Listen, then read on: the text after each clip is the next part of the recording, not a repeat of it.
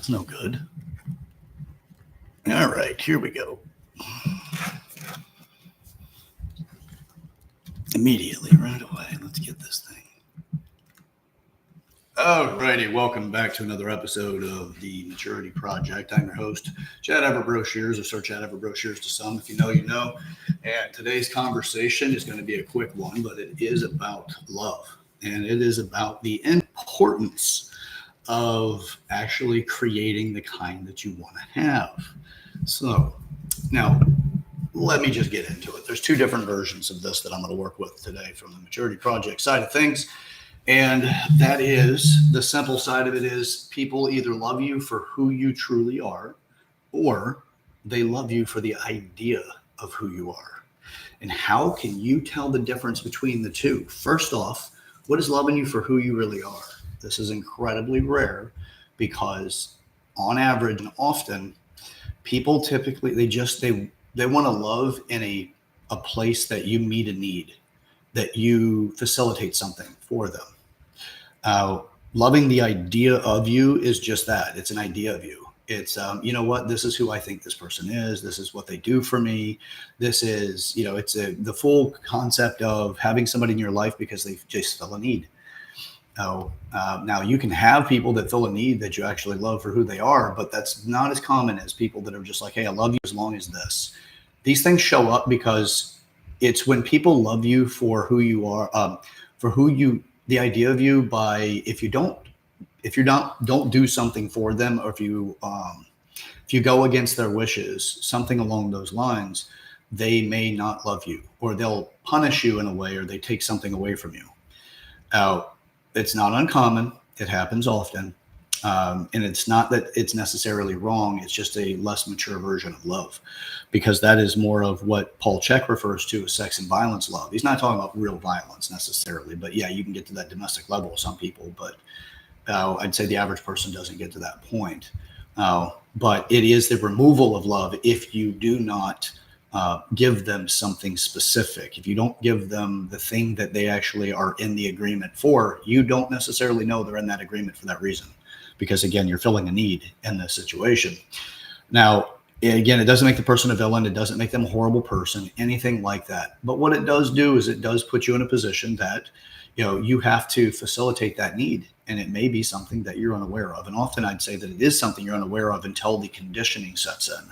And the conditioning shows up when they start treating you differently.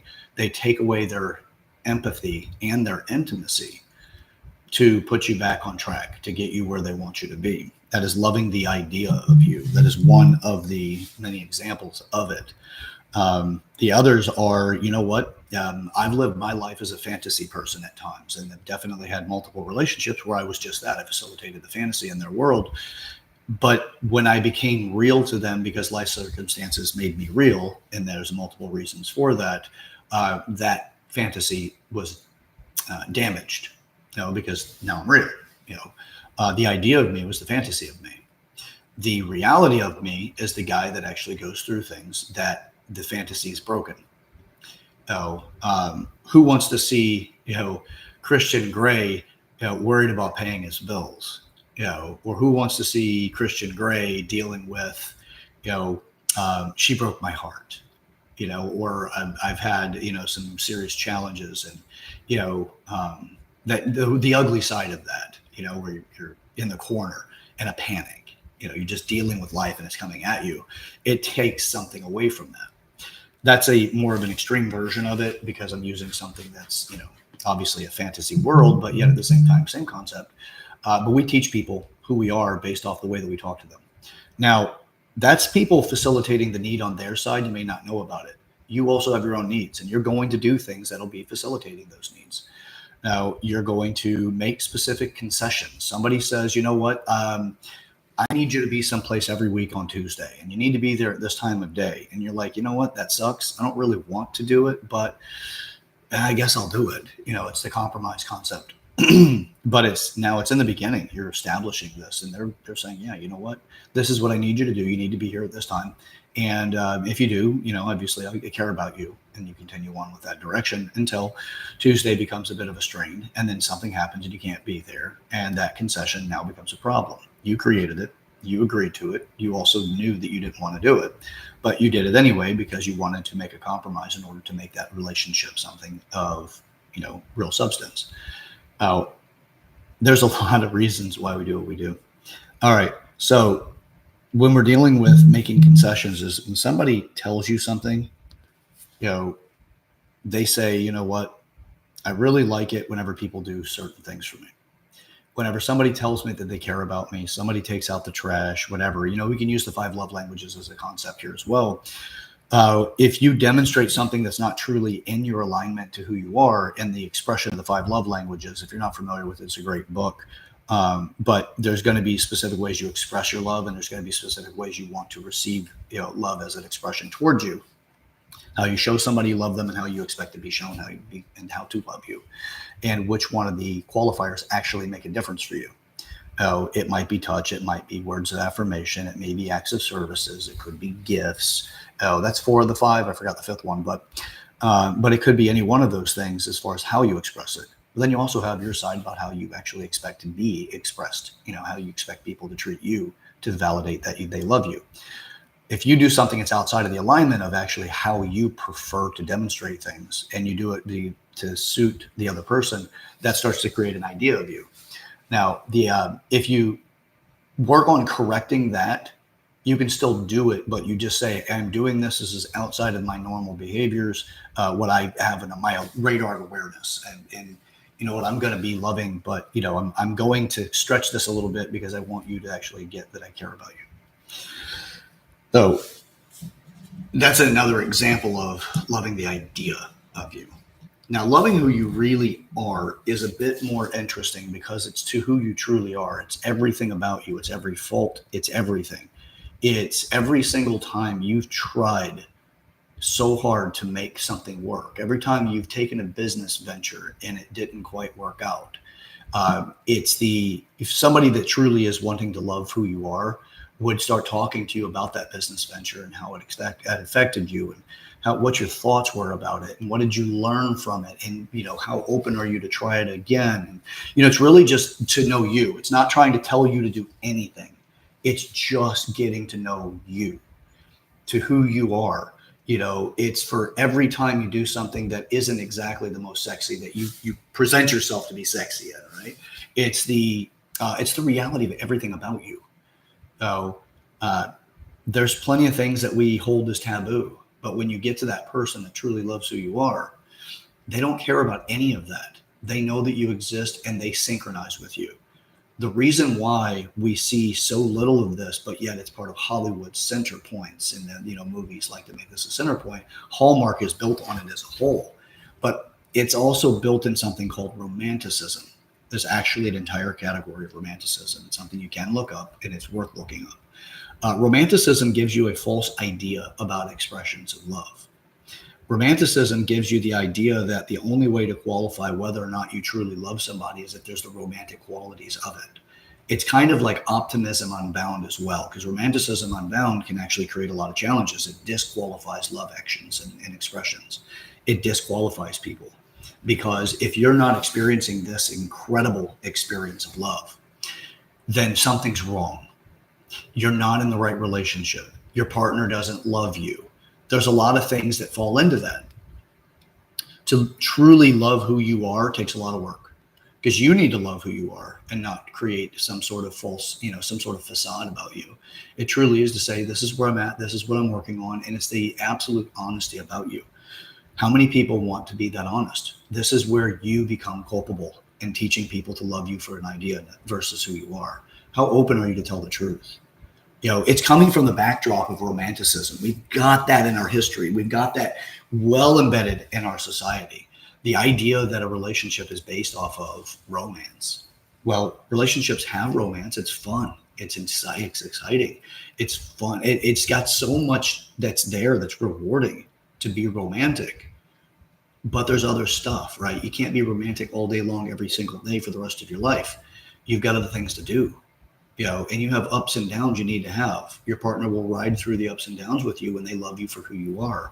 They know life's hard. And they're going to be there for you for everything. When you make decisions, they're there for you on those decisions, whether they're mistakes or not. They're just there. And the more culturally appropriate colloquialism is the ride or die. I'm not a fan of that because I think a lot of it's bullshit when it comes to that, because ride or die is typically significant for people that are up to hustling concepts. And, there's a lot of hip hop values in it that diminish personal worth or the worth of your partner. I'm not a big fan of that. But, if that's a bridge point where you can at least say, hey, ride or die gets me to this point, then you can get to a point there to move away from it so you can get into something a little bit more mature and not so narcissistically driven. Unfortunately, I do see a lot of that in that ride or die concept. Narcissism, Bonnie and Clyde nonsense. We need to be outlaws together in order to create the kind of life that's fulfilling and all this nonsense. You don't need that. You really don't. And you're better off if you play by society's rules to a great extent, because at least you don't get in trouble and you don't have things taken away from you because you did things that, the government may disapprove of whatever, local or federal or whatever. So local, state, federal, whatever. Anyway, there goes my Rain Man moment. All right. So if you want to be able to start dispelling this stuff and create something better, you really do need to put effort in. And that effort is not hard to come by. It's just be honest. Be who the fuck you are. That's one thing that I've taken on is absolute honesty. And that goes into every little concession, every little point in time whenever somebody wants something specific from me that really seems minor, but if it doesn't resonate deep within me, that, this is okay. Even on a minor level, my inner conscience will speak to me and I pay attention to it. And I will align myself with that conscience. And if I don't have made a concession, that I will grow to resent to some degree. And it may not be big, but how many of those before it does become something that actually changes the relationship to the point that it's no longer what it once was? So, all right. If you want to correct all this stuff, get honest. The other thing is be responsible for who you are, responsible for what you've created, and start cleaning stuff up. Being responsible is an amazing and powerful tool. It is unbelievably necessary when it comes to learning lessons. If you aren't responsible, you aren't going to get the lesson. Same thing goes for love. If you're not responsible, you're not going to get it. You're going to get an idea of it. You're going to get some version of it. But ultimately, at the end of the day, it's not going to be the thing that you're really after. It's going to be the thing that just facilitated for now. So if you want to be able to have that robust, deep experience of love that just seems to be the thing that pierces the veil of everything because that person means so much to you, then you have to create that in yourself, because you need to be the person that you want to love.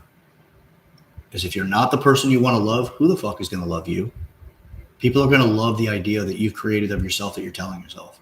And then at the end of the day, when you feel like you're kind of known, but something's missing, you did that. You created it. Be responsible for who you are. Be radically responsible for who you are, which is incredible, but that takes something. First, I'm just asking you to be responsible for who you are. Being radically responsible for who you are is where you dig into the other person's thoughts about who you are and you start owning shit. You start owning it, going, I can see why you thought that way. And guess what? I appreciate that you really wanted to have this that way, but this is actually what was there for me. Let's talk about that and make that an agreement that works for us. But it also means being radically responsible as you're in their world too. And if it doesn't work for them, don't make it work for you.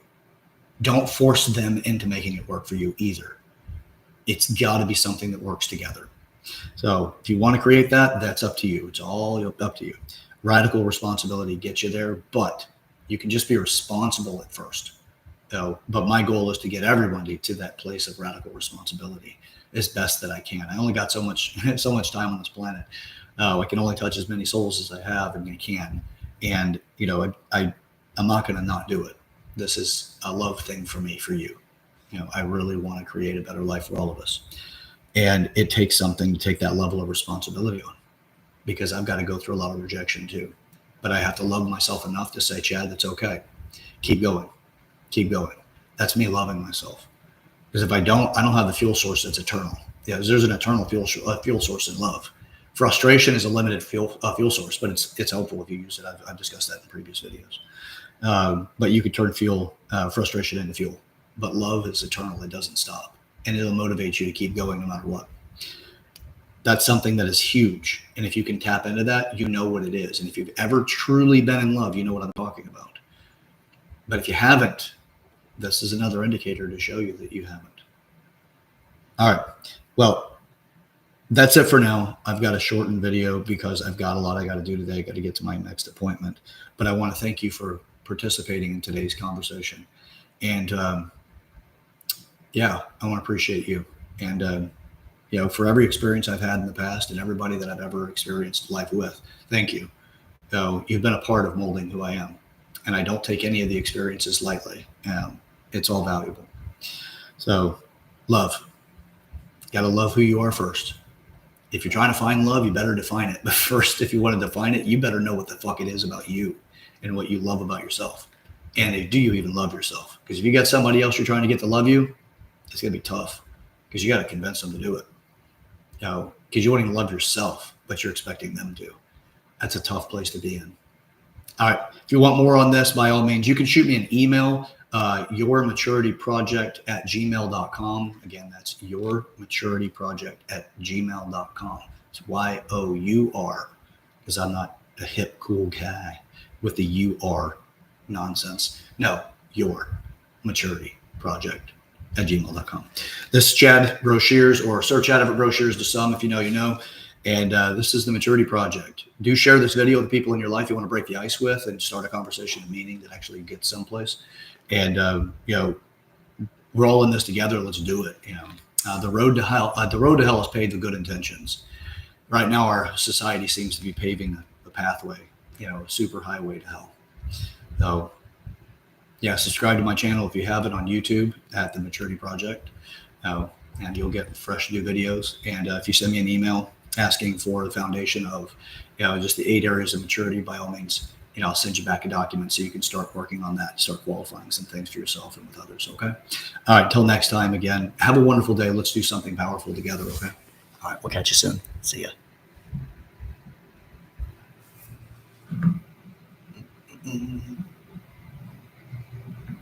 Facebook wouldn't let me stop, by the way. It blocked me.